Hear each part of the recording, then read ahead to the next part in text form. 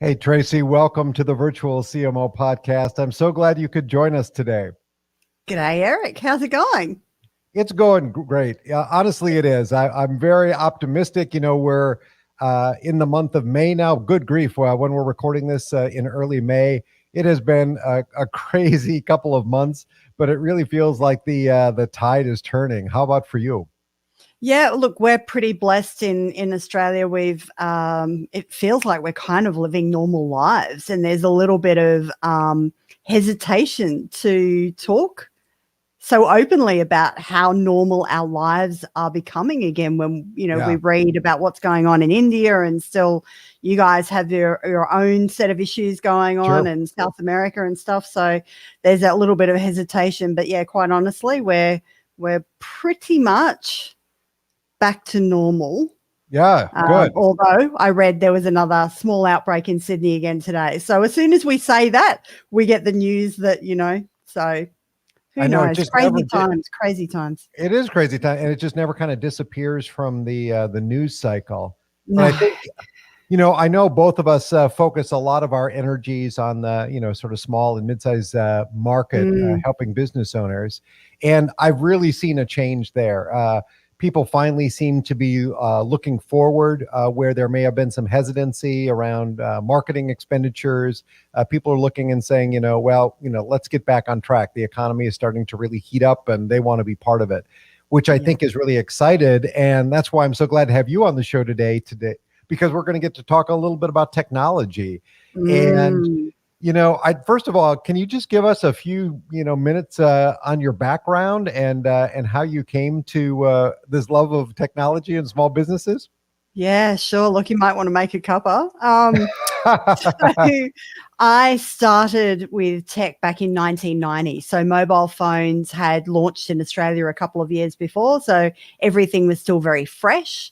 And I was in the retail space. So I basically spent the first 20 years of my career playing around in the retail marketing tech space. So everything I was doing was around small business technology. So I introduced office automation, which is what we called the department that held fax machines and laptops and things when they were still the size of, a desktop computer now. And, did all of that, and that was great fun, and then worked for a couple of the major telcos in Australia and piloted SMS technology or texting, which we brought into Australia to support the deaf community. So that was a lot of fun. Launched the iPhone as part of that, and then got a little bit burnt out and went out on my own, and then launched a podcast, which became the world's first panel style podcast. So, then I kind of switched into realizing the newer forms of tech and how they could support small businesses around their marketing and sales briefs. And then the two worlds kind of merged. So the last kind of 5 to 10 years, I've really been focusing on really helping bridge that divide that's kind of happened. So, dare I say that I'm over 40 if you did your maths, and I started in 1990. So tech happened to my generation, to Gen X. It wasn't something we grew up with. It was something that we've been forced to learn. Social media kind of hit us like a tsunami, all of the digital marketing stuff. So now I find that I work in that space of helping folks just like me kind of pick up the best of the tools and run with them to create great businesses. I think it's such an interesting conversation because, I'm a tech guy. I love technology. I love automation tools. But even for me, at times it can be overwhelming because there are so many out there. And while tools are really designed to make your life easier, they also require that investment of time and energy to begin to understand them, understand what you can do with them. And in the best case scenario is integrate them into the other tools that you've got, so they're not sort of standalone. What do you see when you start to engage with a lot of these small businesses? What typically are the frustrations that they're having that you look and say, well, technology can help you here? Look, you hit it on the head. It's that overwhelm. Where do I start? There's so many different things out here all vying for my attention. Where do I even start? Typically, a lot of people have been burnt. So their first foray in, maybe they've had a website that didn't go so well, or they've spent some money on social media and it hasn't gone as well as they expected. So they're a little bit gun shy to move forward again. So it's really kind of stepping them back and saying, you don't have to do everything at once. That's not what this is about. Let's really kind of figure out, where's the big gap in the business? Is it marketing? Is it sales? Is it productivity? Is it teams? What is it? And if we could close that gap, what would that mean for the business? Mm-hmm. And helping them just kind of ease into it. It sounds like you've seen very similar things to what I've seen, which is oftentimes a business maybe and I'm talking generally very small businesses, but they've had a friend of the family, somebody that they knew, develop their website. Now it's been sitting there for a while. They don't really know how to do it or maintain it. It's just kind of there. Much of their business is run off Excel spreadsheets. Maybe they've got a QuickBooks or some accounting platform in there to, handle invoicing and payroll and things like that. But it's pretty sparse in terms of real marketing automation. Yeah, and really haphazard. I think that's kind of what you identified. So a couple of spreadsheets here, email. Oh, we've got a Facebook account. If we've got social media, why do we need a website now? Doesn't that do the same thing? So it's really kind of looking at tech as a holistic tool, and then saying, well, how do we integrate this to give you back your Fridays, or, to give you back a few hours, or to help you just create some sanity out of the chaos, or to find new clients. Like, let's be real, marketing at its core and some of these tools done well, that's what it does. It brings the leads in. You've still got to close them, but it'll bring the leads in and make it a whole lot easier for you. And it's interesting too, because I love the approach that you're talking about, which is really identifying what problem you're trying to solve and then what the tools can do to help you solve that, rather than saying, how can I integrate this tool into my business? And we'll sort of figure out its value later. And there's so many things coming out week to week, right? Even I get overwhelmed. I look at, the latest kind of Trello version. At the end of the day, I kind of find, if you've got something and it's working for you, keep doing it. Like, just keep doing that. But what else can we add in? What can we supplement? What could connect with that might make things a little easier? So it's not about reinventing the wheel. It's not about throwing, the baby out with the bathwater, as my mum used to say. It's taking a look at where you're starting from, recognizing that you've had some success. Clearly, if you've survived the last 18 months and, you're still standing and still ready to kind of get up and move on with the next round, you've got some great wins on the board. So if you start from kind of that angle, then I find that understanding the time and the energy and everything else that you're going to need to put into doing the implementation becomes a little bit easier, because you're looking at that long game. Yes. When I talk with clients, there are a couple core pieces of technology that I almost always recommend. It's hard to picture a business that couldn't benefit in some way from these. And I'd love to get your thoughts and input and maybe what you would recommend or any different recommendations.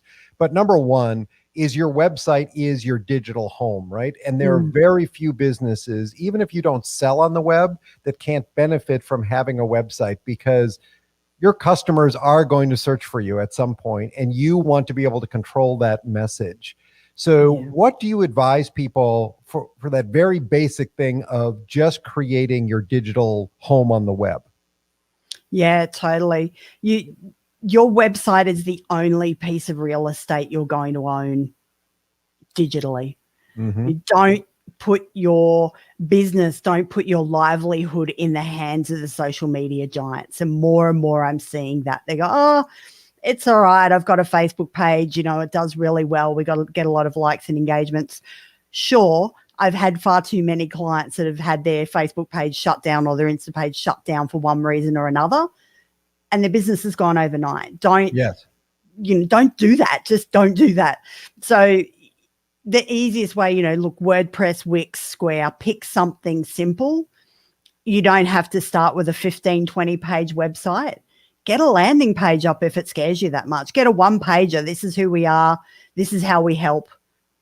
Here's how you contact us. And then build it out from there. Because the other thing about the websites is, you know, Eric, better than anyone, it's not a stagnant thing. You can't set and forget, you know, so you've got to give yourself a reason to keep coming back and keep improving. And, you know, those minor tweaks. I always think about, you know, when you're on a boat or you're on a long journey, you don't just make one drastic change. It's those little tweaks into the wind, those little tacks into the wind that make the journey a lot smoother. So it's not one major thing. It's how can I tweak this incrementally? I've got 15 minutes. I'm going to go into the website and I'm going to adjust my about page because somebody didn't understand what I was doing. I've got half an hour. I'm going to go and write a blog. I've got, you know, an hour. I'm going to teach myself a little bit more about SEO so I understand what I should be doing. That's such a great point, because oftentimes, you know, we're out there pitching, giving our message to potential customers. And then you go back and you look at your website and it'll say, well, that's not what my website says anymore. My message has evolved. Or, you know, you start to look at what are the kinds of questions that my prospects are asking me, and can I answer those on the website for them in advance instead of them having to talk to me directly? Totally.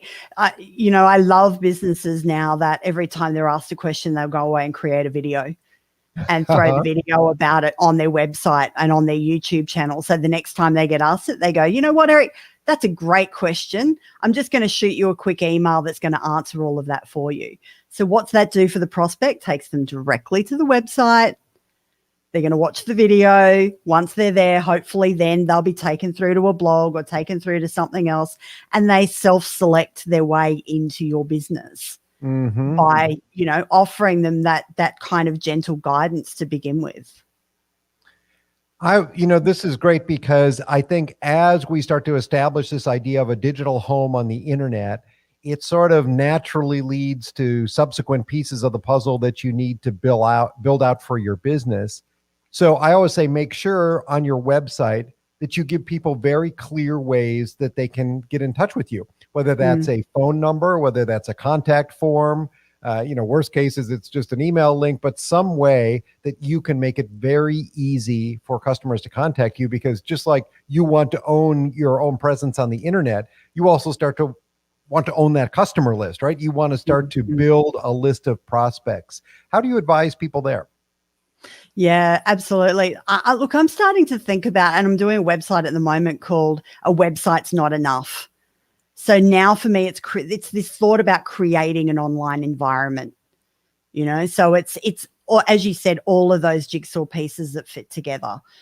So yes, your social media plays into it. Yes, you've got to have a good CRM. So you've got an email list being built and you're starting to own that data. So for me, when I'm talking with clients or when I'm thinking things through, I'm always playing the long game. You know, it's not a short, I'm not after a churn and burn. I'm after a relationship with that client. So how can I nurture them? How can I provide them? How can I over deliver with my content or with what it is that my business does? So if they've asked me a question, can I send them a video that then will take them to a blog that will give them the next bit and the next bit and the next bit? So we've become so used in a society, I find, you know, I call it the Game of Thrones thing. We like to binge our seasons now. So if I can make it easy for you to understand how I'm going to solve that problem for you, you're going to binge on my content because it's just a natural progression of, well, that was a great video, Eric. Oh, you've got a blog there. Of course, I'm going to go and read that. Oh, that takes me to an infographic. Sure, that makes sense. Oh, now you've got an ebook. Why wouldn't I download it? You know, and the client doesn't feel like they're becoming a client. You're just helping them out. It's not a sales process. It's not anything other than they have a genuine problem. You have a way to solve that problem. Make it easy for your prospective client. They call it a buyer's journey for a reason, right? Absolutely. It is a journey. It takes some time. And I think one of the things that often people are surprised about is visitors can come to your website and then disappear for months and then reappear months later And that's when they're actually ready to buy. Maybe they were just kicking the tires, so to speak, or doing some initial investigation. But oftentimes people feel, well, they weren't a buyer. They came to the website, but they didn't, start a transaction. Well, sometimes things take time, and you want to provide that information to help them through that decision-making process, even though it could span months or even years. Yeah, totally. It's never a straight line, right? No. It's more like that little squiggly kind of snakes and ladders game. They'll take themselves so far on the journey, and then life will happen, and they'll drop back, and it's not a priority. And then a couple of months later, as you said, they'll go, "What was that thing that was? Oh, I know." And it always reminds me, Google did that amazing piece of research in 2011, the 0 moment of truth, which I'm sure you have referenced a million times. And it's always so important for me to remind clients of that, the 7-11 4. You've got to have various pieces of content on different platforms available in different ways. So you can be stumbling across my stuff without even kind of realizing that my name almost becomes a subconscious thing that's just ticking away in the back of your head, that every time you look up that thing, oh, there's another blog from that person. My God, how many times have I got to hear from the digital guide before, Right. So eventually it builds up that, well, of course, it becomes like a Coke jingle or some other kind of major thing, because it's just stuck in your head that when the client's ready to purchase, of course they're going to go to Eric. Where else would they go? Yeah. And it's a great moment, I think, for a lot of businesses when they start to invest in that kind of strategy. They start to put good content out there. And, they may go through months where it doesn't seem to be paying off. It's like, I've invested all this time and energy, but I'm not seeing any results from it. And then suddenly it does. The phone starts ringing, the emails start coming in, and you start to realize that people have found you on that digital home and on the web. And now, just as you say, you are a perceived expert, and people are contacting you for your products or services. And they're much warmer. Yes. So there's no, well, maybe, oh, gee, what's the price? They're typically just going, look, I've done the research.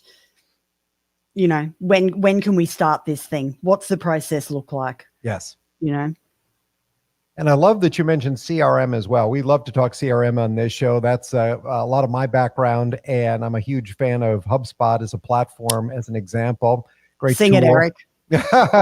It's a great tool, and it's perfect fabulous for a lot of small and medium-sized businesses, because you can even get started for free if that program is sufficient, which it is for many very small businesses. But talk a little bit about why you see CRM as such an important part. Once you've got that website set up, you have to house that contact information that you're getting about those potential customers somewhere. Why is CRM such an important piece of that? Yeah, totally. I liken it to, do you remember the old bumper sticker a few years back, he with the most toys wins? Right. So these days for me, it's he with the biggest contact list wins. Yes. So if your clients are going to be housed somewhere, as you said, it's either an Excel spreadsheet, it's an email. I don't have the brain capacity to go, was I supposed to email Eric again about that thing? Didn't we speak sometime a couple of months ago? I'm sure I should have. Oh, I can't remember. If everything's in the one location and I've got tasks and notifications or maybe a drip sequence, I don't have to think that. I don't have the brain capacity for that. I just want something that's going to do that stuff for me. Yep. And, a well set up CRM, and I'm a HubSpot user as well, and I use that with all of my clients. It makes total sense to me, to develop that understanding of who my client actually is, to give me insights into, well, what's Eric actually looked at? Has he downloaded the same piece of content a couple of times? Has he been to my website in the last 24 hours? Has something happened to trigger that conversation again? I want to know about that. That's just smart marketing. It's just smart business now. It is. And I think one of the challenges that we have is that things don't stay top of mind forever. So maybe you had an interaction with a prospect, you got some good information, scribble down some notes on a piece of paper. Well, a month later, where are those notes when they contact you again? I do this podcast. I have guests sometimes that are booking out, 1, 2, 3 months in advance. Well, when the day comes to record, if I haven't recorded that information about my previous discussions with them in my CRM so that I can go back and look at my notes, I'm like, what was this about again? And I think that's the value of it. You know, our brains only can hold so much and only keep so much top of mind. And a CRM holds that interaction history, right? Whether it's you scribbling in notes, whether it's what they've done on your website or through other channels, it's starting to collect all that in one place so you have that insight. Yeah, totally. And you're building an asset. Yes. You're totally, that's your business. So 12 months, 5 years, 10 years time, if you decide, you know what, I'm done, I'm out, that's the asset that you're selling, is the CRM and the client list. If I can come to your business and go, actually, Eric, you know what? You've got 10,000 people on the database. I can see 7,000 are interacting with the business on a regular basis. I can see you've got a nice retention flow going on there. That's the business that I want to look at. I'm going to have more faith in looking at your CRM than I am in looking at your books, quite frankly, because that tells me more about the relationships that you've got going on and how the value structure is between your client and the business. That's what I'm interested in. Absolutely. And, you know, one of the things that I think gets businesses in trouble is that they fail to understand the complexity of some of these things. Well, these are great tools. You know, I hate Microsoft Excel. Hate it. I'm not a power user, don't like the tool. But it's incredibly powerful for those who really know how to exploit its capabilities, right? But if you open up Microsoft Excel and it pops up a blank spreadsheet, that's really not doing anything for you. And the same is true with the CRM tool, right? You can log into your HubSpot and there it is. And there's a lot of things that are pre-built for you, but it's all about how you then configure it to specifically meet the needs of your business, how you capture the kinds of data that are most important for your business to be able to track. That's when the value really starts to materialize. So when you're working with businesses, whether it's building out those websites or setting up a CRM, how do you encourage them in terms of bringing in the expertise to set those things up right the first time? Yeah, it's a great point. For me, it's the investment in the business. So I don't know, let's say we're working with an accountant, for an example. They've done 5 years of study to get to where they are.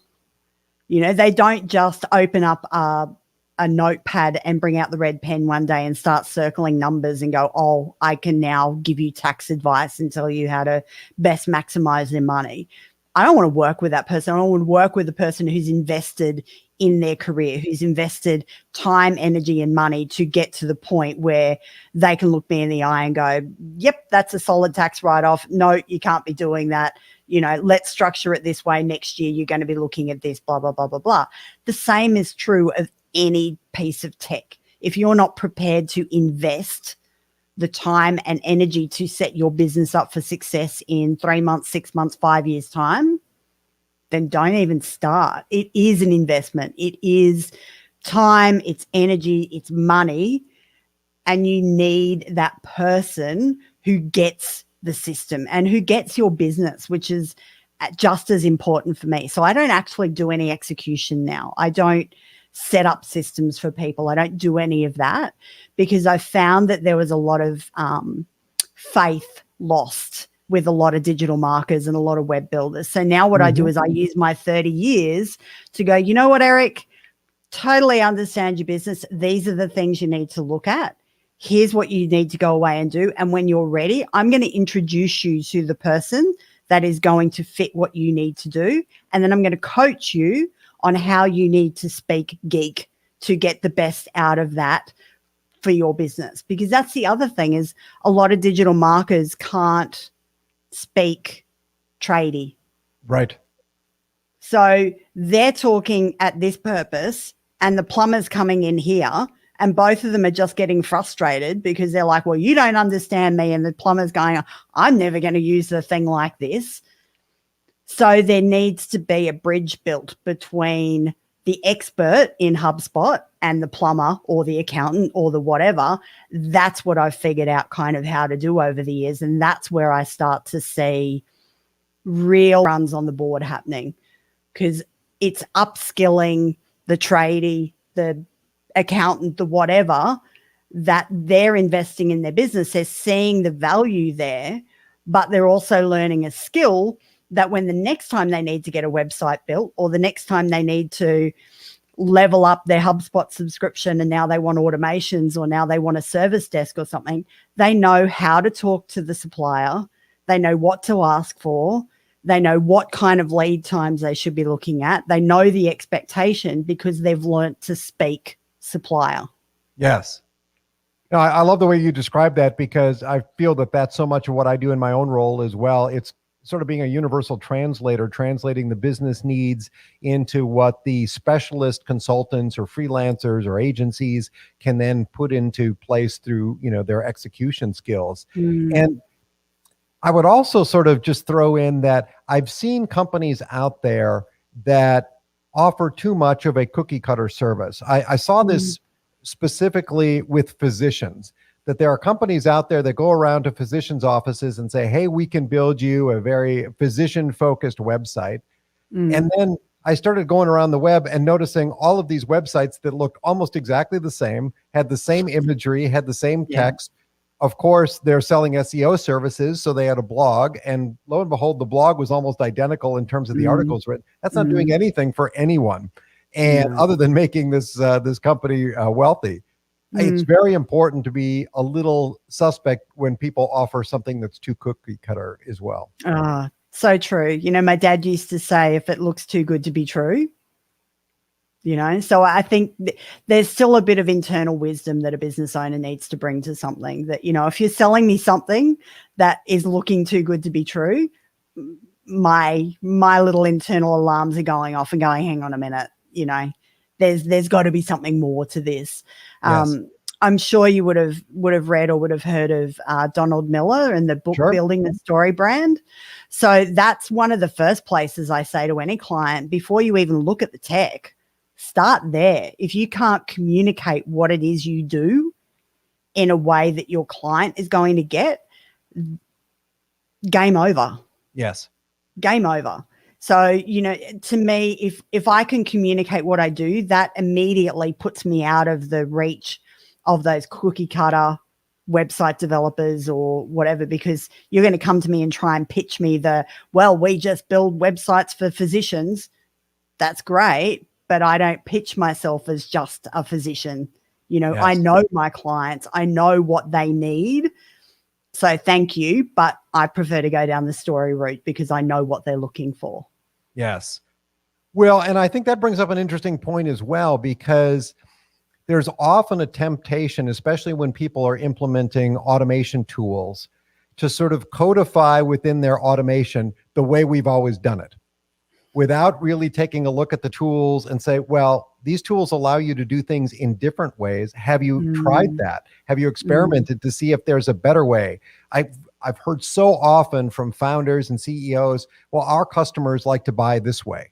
Well, is that really the way they like to buy? Or have you even tried selling to them any other way? But they get in their head that this is the way we've always done it. So that's what this system needs to do. Have you seen that as well? Oh, totally. The one thing, if I can find a real positive from COVID, certainly with the clients I've worked with in Australia, is it's knocked a little bit of that out of them. Yes. Because clients are no longer buying the way they were 5 years ago. They can't.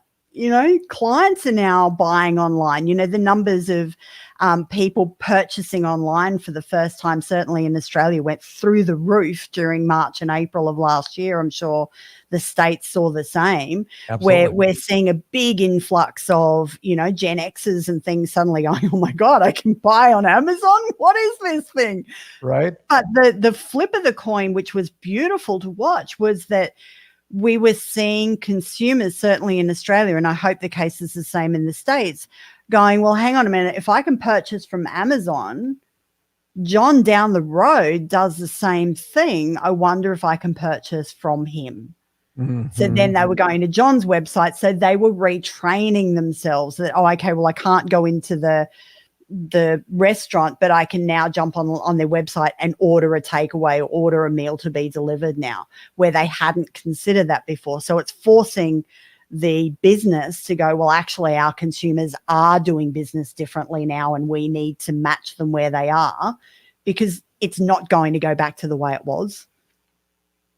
Simple. And no, I agree. And I think it's a huge opportunity for many businesses to adapt a little bit more, because, we're going to go through this next wave, which is what is, the second normal, right?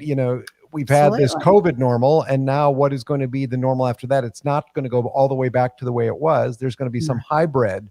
Absolutely. And businesses haven't figured that out yet. Things are just reopening in many places. People are coming back to work. What's that all going to look like? Is there going to be a huge spike in people going out to eat, and then that's going to dwindle again? Who knows? But there's tremendous opportunity, and having flexibility is important. And I think these tools, many of them, that's exactly what they do. They give you that flexibility.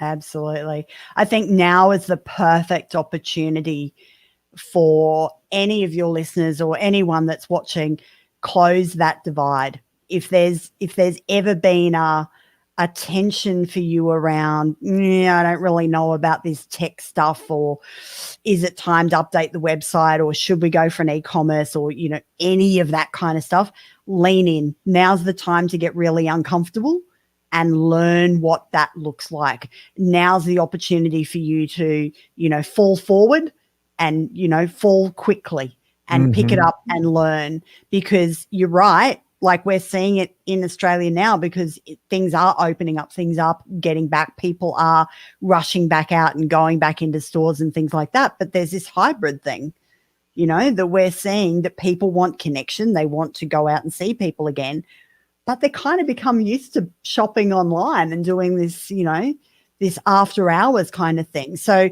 we need to meet our clients where they are. And now's the opportunity to, have a look around, have a chat to some experts, seek out people in the automation space, in the social media space, whatever it is. What your gap is in your business. You just know, you mightn't tell anyone, but Sure. Now's the opportunity for you to connect with someone and go, all right, I need to figure this thing out now. Let's have a look at this for the next 12 months. Let's really map this out and see where it's going to get us.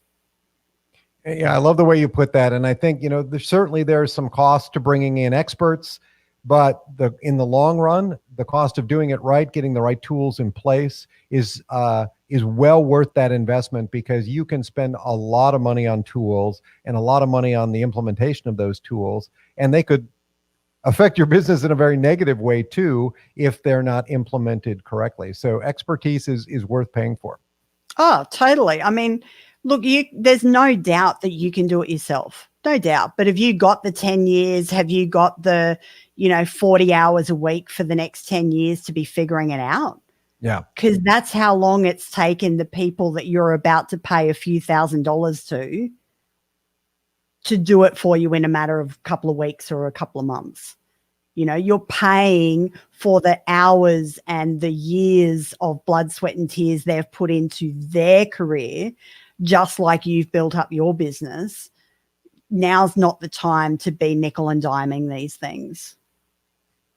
I couldn't agree more. I'm sure I could change the oil in my car, but I'd much rather take it into a service station and have them do it in 10 minutes or a half an hour or whatever it takes. My hubby says he can't play a violin, but he knows when one's played well. Yes, that's exactly it. Tracy, as we're sort of wrapping up our discussion here today, any other words that you'd like to share about technology and how businesses can make the best investments, for their business? Start small.